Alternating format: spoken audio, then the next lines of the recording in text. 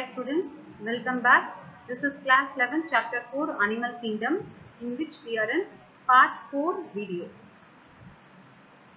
In this video we are going to see about phylum Chordata. In phylum Chordata the animals have notochord. That is the unique characteristics of this phylum Chordata. Animals belonging to phylum Chordata are fundamentally characterized by the presence of a notochord. A dorsal hollow nerve cord and paired pharyngeal gill slits is seen. They are bilaterally symmetrical, triploblastic and coelomate with organ system level of organization. They possess a post-anal tail and a closed circulatory system. Here the circulatory system is closed with the blood capillaries and arteries and veins to carry the blood. Phylum Chordata is divided into three subphyla, which are Urochordata or Tunicata, Cephalochordata and Vertebrata. Based on the presence of cranium, that is the skull, which protects the brain, this chordata can be divided into two subphyla, that is Protochordata and Vertebrata. This Protochordata is actually acraniata, in which there is a absence of brain valves. Whereas in Vertebrata, the cranium is present, and this Protochordata is again divided into Urochordata and Cephalochordata. The phylum, subphylum Urochordata and Cephalochordata are often referred to as protochordates. In Urochordata, notochord is present only in larval tail, whereas in Cephalochordata, it extends from head to tail region and is persistent throughout their life. Examples of Urochordata is Ascidia. Coming to the classification of phylum Chordata, we are going to see the classification in detail. So the phylum Chordata is divided into Urochordata, Cephalochordata and subphylum Vertebrata. The Vertebrata possesses notochord in embryonic period, which is replaced by the vertebral column in the adults. So the notochord is seen only in the embryonic stage. After maturation, it is replaced by vertebral column. Hence the name Vertebrata. Subphylum Vertebrata is further divided into two divisions, namely Agnatha, which lacks jaw, and Gnathostomata, which bears jaw. Gnathostomata is further divided into two superclass, that is Spices and Tetrapoda. This classification is done based on the presence of the locomotory organ, that is fins and the limbs. Tetrapods means bearing limbs, that is in pairs. So the Vertebrata is divided into two classes based on the presence and absence of the jaw. The Agnatha is the class which lacks jaw, and it also has a class Cyclostomata. So it is divided into a single class, that is Cyclostomata. Gnathostomata, which bears jaw. It is again divided into two superclasses, that is Spices and Tetrapoda. And the Spices, they bear fins as a locomotory organ, whereas the Tetrapoda bear limbs as their locomotory organ. And the Spices are again divided into chondrichthyous and osteochthyous based on the composition of their bone. If they are chondrichthyous, their bones are made up of cartilaginous tissue, whereas in osteochthyous they have bony endoskeleton. And Tetrapoda is again classified into amphibia, reptilia, apes and mammals. Coming to the subphylum Vertebrata, what are the characteristics of Vertebrata? The members of Vertebrata possesses notochord during the embryonic period, which is replaced by a cartilaginous or bony vertebral column in the adult, and hence all vertebrates are chordates, but all chordates are not vertebrates. Comparison of chordates and non-chordates. What is the difference between the chordate and the non-chordate? Notochord is present in chordates, on the other hand absent in non-chordates. Central nervous system is dorsal, hollow and single in chordates, whereas ventral, solid and double in case of non-chordates. In chordates, pharynx perforated by gill slits, whereas gill slits are absent in case of non-chordates. Heart is ventral in chordates, whereas heart is dorsal in non-chordates. A post-anal part, tail is present in chordates, but post-anal tail is present in non-chordates. Coming to the first division, Agnatha.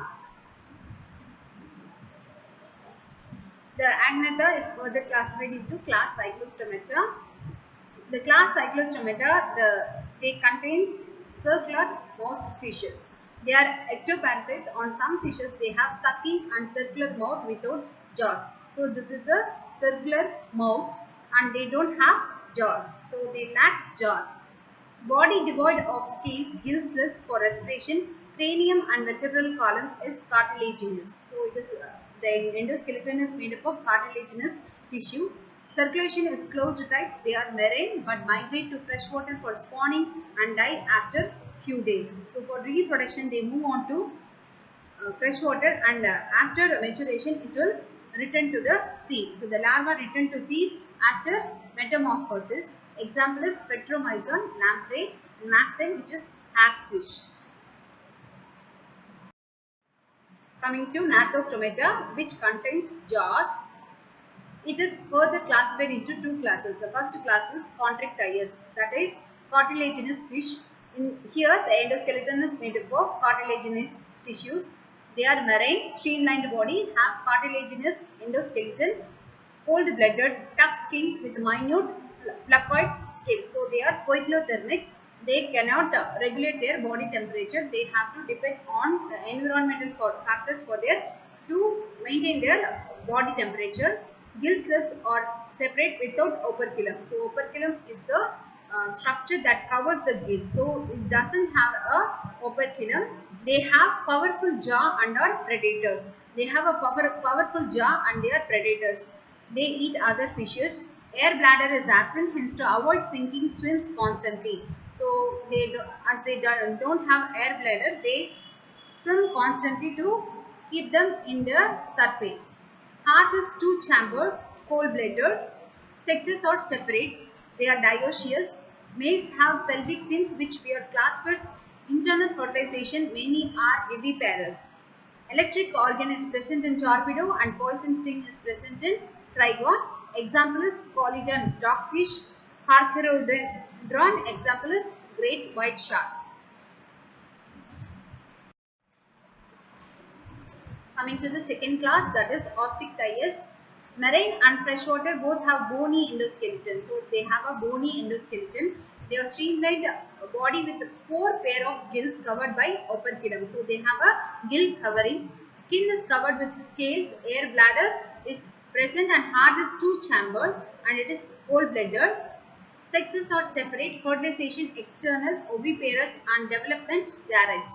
Example is marine hippocampus, seahorse, exocetus, flying fish. Freshwater examples of Osteichthyes in freshwater fishes are labio, cutla and clarias. Coming to the class Tetrapoda. Tetrapoda bears limbs. So they are four-limbed.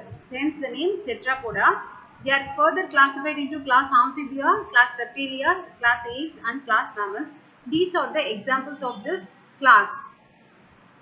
Amphibia, it is frog, salamander, ichthyophis, that is limitless salamander, and class Reptilia, crocodile, alligator, chameleon, naja and viper. Class Aves consist of birds, crow, pigeon, parrot, etc. and ostrich is a flightless bird. And class Mammals consist of kangaroo, cat, lion, blue whale and dolphin. So this is about class Amphibia. They are aquatic as well as terrestrial, whereas Reptilia, they are mostly terrestrial. Class Aves, they have feathers for flying, and class Mammalia are mostly terrestrial but few can live in water and also can fly. Example is bat. Coming to class Amphibia, 2 pairs of limbs are present, whereas in class Reptilia, limbs are absent or 2 pairs are present, which is modified. And the class Aves, 4 limb modified into wings, hind limbs modified for walking, swimming, clasping, etc. And in case of Mammalia, 2 pair of limbs are there. 1 pair is a hand and 1 pair is a leg. And in case of class Amphibia, skin is moist and scales are absent. In case of Reptilia, the skin is dry, cornified with the scales are skewed. In case of Aves, dry skin with only oil glands at the base of the tail and pneumatic bones are present. In case of Mammalia, the skin is hairy, mammary glands to feed the young one is present.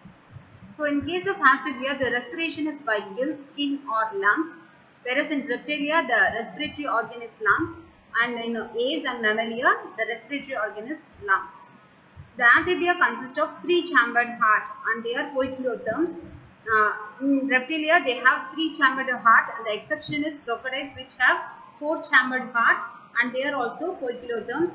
Whereas in class aves and class mammalia, they have four-chambered heart and they are homeotherms. They are warm-blooded animals. Amphibia, reptilia and aves are oviparous in nature, whereas mammalia are viviparous in nature. Only the exception is platypus, which is oviparous, which lay eggs. In amphibia, the sexes are separate. External fertilization with indirect development takes place. You might have seen in a frog, they hatch and form larva. After the tadpole and mature frog is formed. So that fertilization development is actually indirect. In case of reptilia, sexes are separate, internal fertilization with direct development. In case of aves, sexes are separate, internal fertilization with direct development is same. C. And in mammalia, sexes are separate, internal fertilization with direct development. With this chapter is over. Thank you, students.